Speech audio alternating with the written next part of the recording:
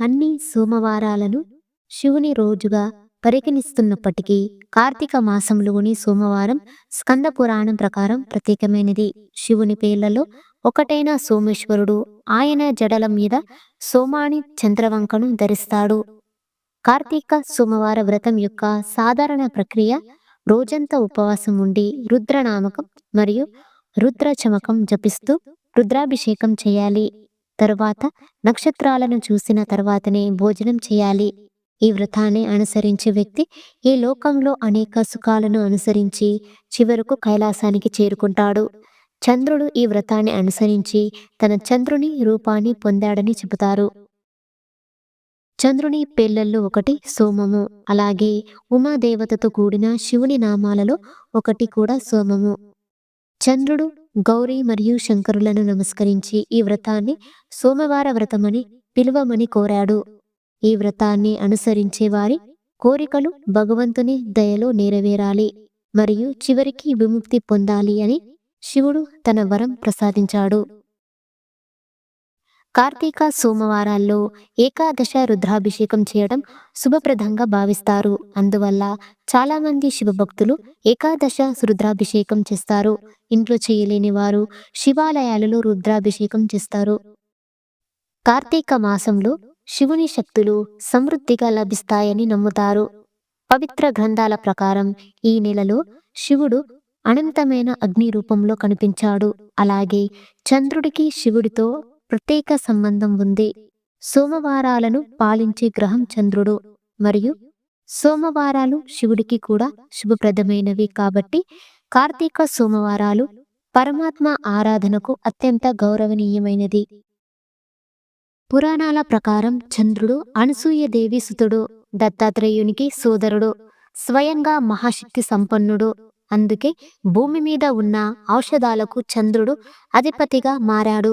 ఆఖరికి మనిషి మనస్సును శాసించేవాడిగా జ్యోతిష్యంలో స్థానాన్ని పొందాడు. అలాంటి చంద్రునికి తన కుమార్తెలను ఇచ్చి వివాహం చేయాలనుకున్నాడు బ్రహ్మకుమారుడైన దక్షుడు.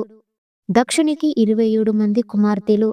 దక్షుని కోరికను మన్నించి ఆయన కుమార్తెలను వివాహం చేసుకున్నాడు చంద్రుడు. అయితే వివాహానికి ముందు దక్షుడు చంద్రుని దగ్గర ఒక మాట తీసుకున్నాడు. తన 27 మంది కుమార్తెలకి సమానమైన ప్రేమను అందించాలని మాట తీసుకున్నాడు. ఆ మాటకు మారు మాట్లాడకుండా సరేనన్నాడు చంద్రుడు. దక్షుని 27 మంది కుమార్తెలతో చంద్రుని వివాహం అంగరంగ వైభవంగా జరిగిపోయింది. ఒక్కో రోజు ఒక్కో భార్య వద్ద ఉండసాగాడు చంద్రుడు. అలా పంచాంగంలో 27 నక్షత్రాలు ఏర్పడ్డాయి. అయితే రోజులు గడిచే కొద్దీ చంద్రునికి 27 మందిలో రోహిణి అనే భార్య మీద అధిక ప్రేమ కలగసాగింది. ఆ విషయం మిగతా భార్యలలో అసూయ కలిగించేంతగా రోహిణి పట్ల చంద్రుని వ్యామోహం పెరిగిపోయింది. కొన్నాళ్ళకి ఈ వ్యవహారాన్ని తండ్రి చెవిన వేశారు మిగతా భార్యలు. విషయాన్ని విన్న దక్షుడు చంద్రుణ్ణి మందలించాడు. కాని కొద్ది కాలం గడిచాక చంద్రునిలో అదే తీరు కనిపించసాగింది. మిగతా భార్యల కంటే చంద్రునికి రోహిణి మీదనే ఎక్కువ ప్రేమ కలగసాగింది. ఇక ఈసారి దక్షుడు ఊరుకోలేదు. కేవలం రోహిణి మీద ఉన్న ప్రేమతో తన మిగతా కూతుళ్లను సవ్యంగా చూసుకోవడం లేదంటూ దక్షుడు చంద్రుని మీద కోపగించుకున్నాడు. ఏ వెలుగు చూసుకొని నువ్విలా విర్రవీగుతున్నావో ఆ వెలుగు క్రమేపే క్షీణించిపోతుందని శపించాడు. బ్రహ్మకుమారుడైన దక్షుని మాటకు తీరుగుండదని కనుక దక్షుడు శపించినట్లుగానే ఒక్కో రోజు గడిచిన కొద్దీ చంద్రుడు క్షీణించే పోసాగాడు. చంద్రుడే కనుక క్షీణించిపోతే ఔషధాల పరిస్థితి, మనుషుల మనస్సు ఏమవుతుంది అంటూ అంతా కలవరపడిపోసాగారు దేవతలు. చంద్రుడు కూడా తనకు శాప విమోచనం ప్రసాదించమంటూ ప్రాధేయపడ్డాడు. కాని ఎక్కడా అతనికి ఉపశమనం లభించలేదు. ఆ శాపాన్ని తిప్పికొట్టడానికి ఒక మార్గాన్ని కనుగొనాలనే ఆశతో బ్రహ్మదేవుని సలహా కోరాడు. ప్రజాపతి దక్షుడి శాపాన్ని పూర్తిగా రద్దు చేయలేమని గ్రహించిన బ్రహ్మ శివుడికి మాత్రమే ఉపశమనం కలిగించే శక్తి ఉన్నందున శివుడిని పూజించమని చంద్రునికి సలహా ఇచ్చాడు. బ్రహ్మ మార్గదర్శకత్వాన్ని అనుసరించి చంద్రుడు శివుడిని ప్రార్థించాడు. తన దుస్థితిని వివరించాడు. కరుణ స్వరూపుడైన శివుడు చంద్రుని బాధను విన్నాడు. కాని శాపాన్ని రద్దు చేయలేనని చెప్పాడు.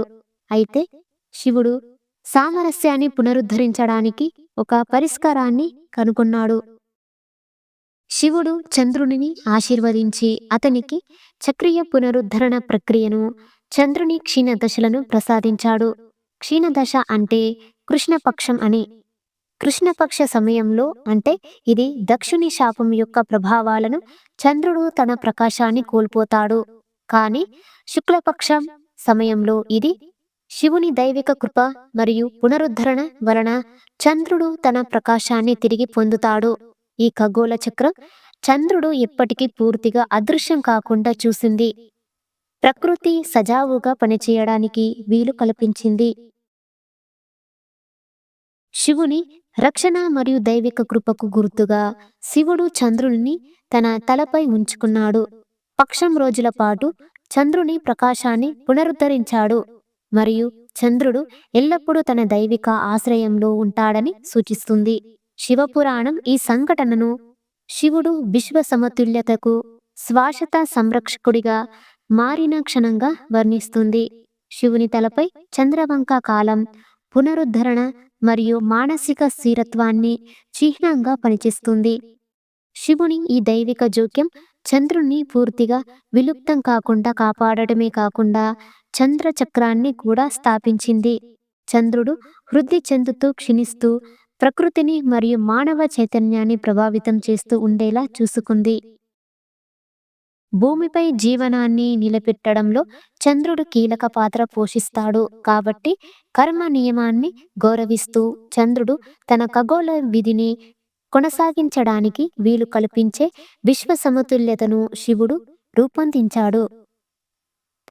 శివుని తలపై ఉన్న చంద్రవంక కేవలం దివ్యమైన అలంకారం కాదు, ఇది పురాణాలకు అతీతంగా విస్తరించిన లోతైన ఆధ్యాత్మిక ప్రాముఖ్యతను కలిగి ఉంది. దైవిక కృప ద్వారా చంద్రచక్రాన్ని స్థాపించిన తరువాత చంద్రునితో శివుని అనుబంధం కాలక్రమేణా అతని నియంత్రణ, విశ్వ సమతుల్యత మరియు మానవ మనస్సును ప్రతీకగా మారింది.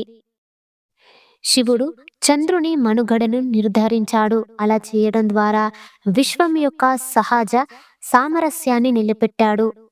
శివుని నుదుటిపై చంద్రవంక ఉంచడం శివుడు కాలానికి అంతిమ యజమాని అని సూచిస్తుంది. శివుడు భూత, వర్తమాన, భవిష్యత్తును పరిపాలిస్తాడు. శివుడిని మహాకాలుడు అని పిలుస్తారు, కాలానికి అతీతుడు. భగవద్గీతలో శ్రీకృష్ణుడు 15వ అధ్యాయం 13వ శ్లోకంలో ఇలా పేర్కొన్నాడు: గామవిస్య చ భూతాని ధారయమ్యాహ మోజస పుష్యామి చోసదీ సర్వః సోమో భూత్వా రసాత్మకః. అంటే భూమి అంతటా వ్యాపించి నా శక్తితో అన్ని జీవరాశులను పోషిస్తున్నాను, చంద్రుడిగా మారి అన్ని మొక్కలకు జీవరసంతో పోషిస్తున్నానని భగవద్గీతలో శ్రీకృష్ణుడు పేర్కొన్నాడు. చంద్రుడు చివరి క్షయ దశలో ఉన్నప్పుడు తనను రక్షించమని శివుడిని తీవ్రంగా ప్రార్థించాడు. చంద్రుడి ప్రార్థనలు విన్న శివుడు చంద్రుని శాప విముక్తి కోసం శివుని తలపై చంద్రవంకగా ఉంచాడు. చంద్రుడు తలపై చంద్రుని రూపంలో అలంకరించబడి ఉన్న శివుడిని చంద్రమౌళేశ్వర్ లేదా సోమేశ్వర్ అని పిలుస్తారు. కాలస్య నియంత సదాశంభు శివ పరః చంద్రకాల లలాటస్థం కాలచక్రం విభాజ్యతే. అర్థం, కాలం చక్రాలుగా కదులుతున్నట్లే చంద్రుడు కూడా కదులుతాడు మరియు రెండింటిపై శివుని నియంత్రణ విశ్వం యొక్క లయను నియంత్రించే అతని సామర్థ్యాన్ని ప్రతిబింబిస్తుంది.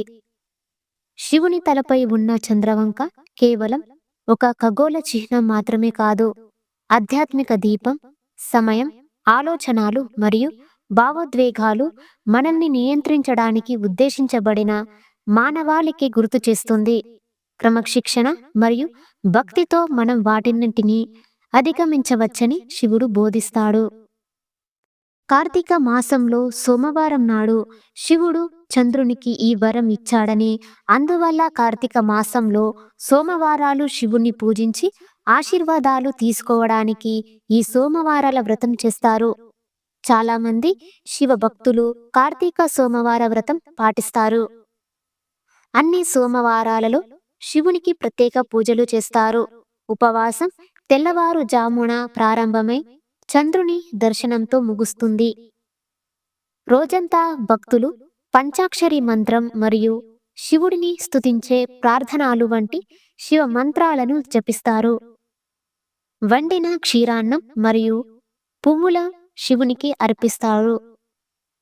సోమవారాల్లో ఈ కఠినమైన పూజ శివుడిని ప్రసన్నం చేసుకుంటుందని, శివుడు హృదయపూర్వక కోరికలన్నిటినీ తీరుస్తాడని బలంగా నమ్ముతారు. ఈ నెలలో శివుడు ఉగ్రమైన అగ్ని రూపంలో కనిపించనందున అన్ని శివాలయాలలో ఆయనకు చల్లబర్చడానికి, శివుడు సమృద్ధిగా ఆశీర్వదించడానికి శంఖంతో జాలీకరణ పూజ నిర్వహిస్తారు.